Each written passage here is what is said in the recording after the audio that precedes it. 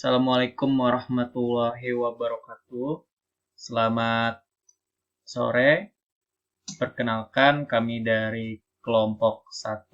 Di sini kami ingin mempresentasikan tugas pembelajaran jarak jauh mata kuliah teknologi baru dalam pengajaran dan pembelajaran topik ke-6 ruang kolaborasi.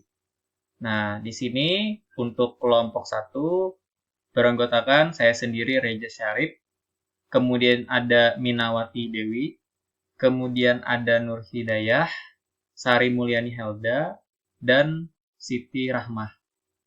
Nah, di sini kami akan mempresentasikan berkaitan dengan pembelajaran jarak jauh. Kemudian ada beberapa hal yang ingin kami jabarkan. Pertama, mengenai cara supaya peserta didik memiliki akses ke sumber belajar. Kemudian dukungan apa saja yang diperlukan untuk mendukung pelaksanaan pembelajaran jarak jauh. Kemudian yang ketiga, berkaitan dengan pendekatan serta strategi terbaik dalam pelaksanaan pembelajaran jarak jauh.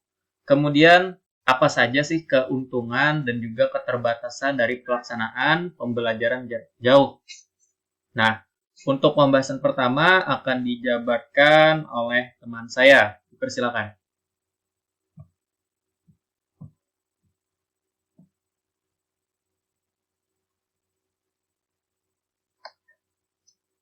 Oke, untuk materi yang pertama yaitu cara supaya peserta didik memiliki akses ke sumber belajar pada praktek pembelajaran jarak jauh ada 6. Yang pertama ada penyediaan teknologi yang sesuai.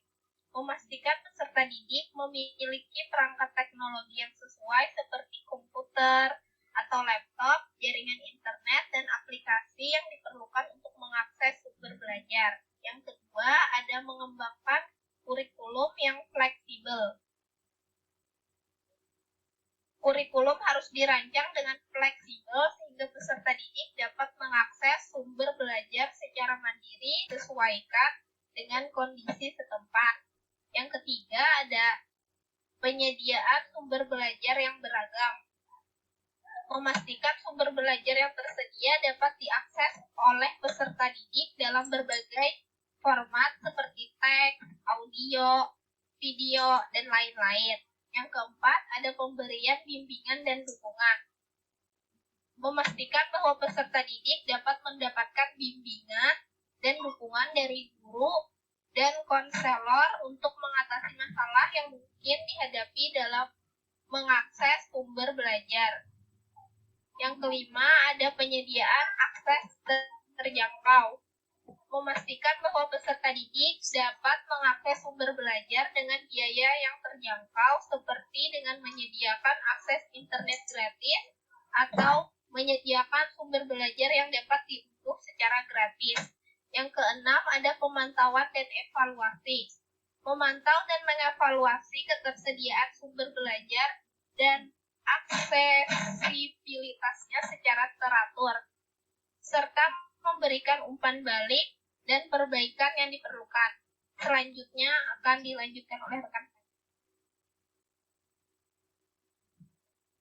Dukungan teknologi untuk mendukung pelaksanaan pembelajaran jarak jauh, kita dapat menggunakan aplikasi berupa Zoom, WhatsApp Group, Skype, Microsoft Teams, Google Meet, Google Classroom, dan Google Doc. Untuk Zoom, kita dapat melakukan pertemuan video, tetapi waktunya hanya dibatasi 40 menit. Sedangkan untuk Google Meet, kita dapat melakukan pertemuan video hingga 60 menit untuk yang tidak premium. Lalu WhatsApp Group, kita juga dapat melakukan panggilan video, tetapi tidak dapat dengan orang yang terlalu banyak. Nah, di sini ada Google Doc.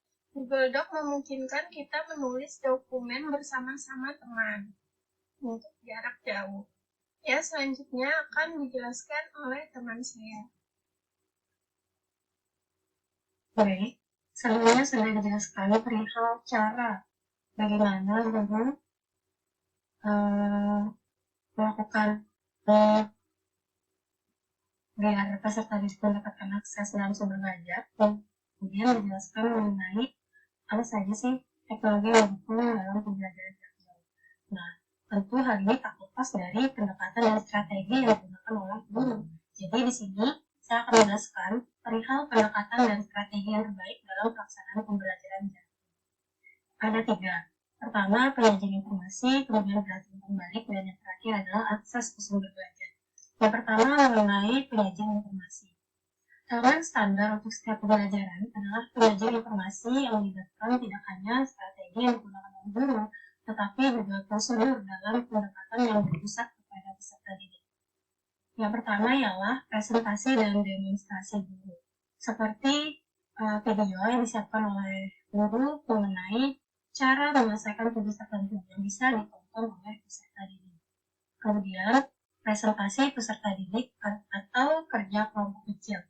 Bisa berupa kelompok kecil untuk memecahkan suatu kasus, sehingga peserta didik itu dapat memimpin topik diskusi dengan anggota kelas lainnya dari guru sebagai fasilitator. Selanjutnya, sumber belajar di kelas. Seperti satu set artikel yang telah disimpan pada semisal di Google Classroom. Dan di Google Classroom tersebut guru bisa memasukkan sumber belajar di sana sehingga peserta didik bisa mengaksesnya di sana.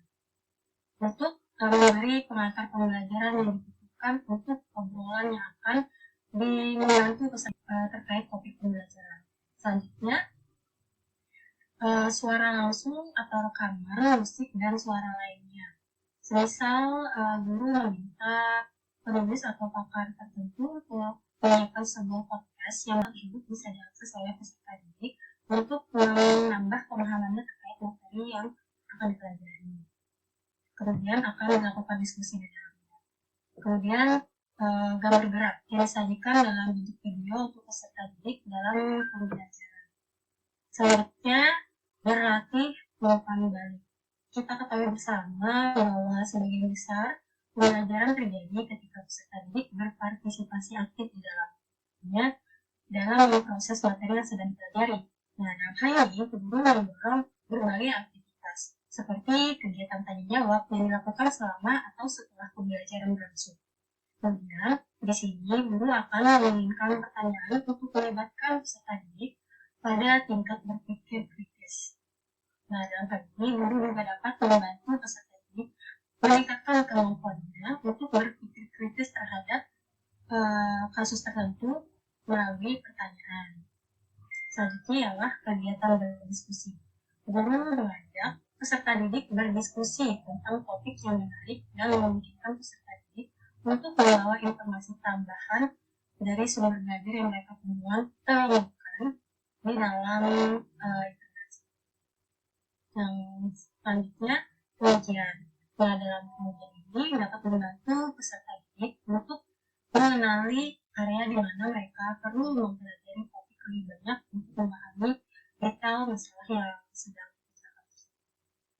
Nah, kemudian kegiatan berkelompok terstruktur. Dalam hal ini, guru merancang aktivitas online. Guru perlu memastikan bahwa peserta didik memahami apa yang diharapkan, apa yang menjadi tujuan pembelajaran tersebut, sehingga untuk menjaga pembelajaran tetap jelas dan dapat membantu peserta didik memahami topik materi yang dipelajari. Yang terakhir, perihal akses ke sumber belajar. Nah, pelajar itu biasanya disusun dengan asumsi bahwa peserta didik akan menghabiskan waktu di luar kelas, bekerja secara individu atau dalam kelompok kecil. Nah, dalam hal ini, guru perlu memastikan bahwa peserta didik dapat memperoleh sumber belajar yang baik agar mereka berhasil dalam pengalaman belajar mereka.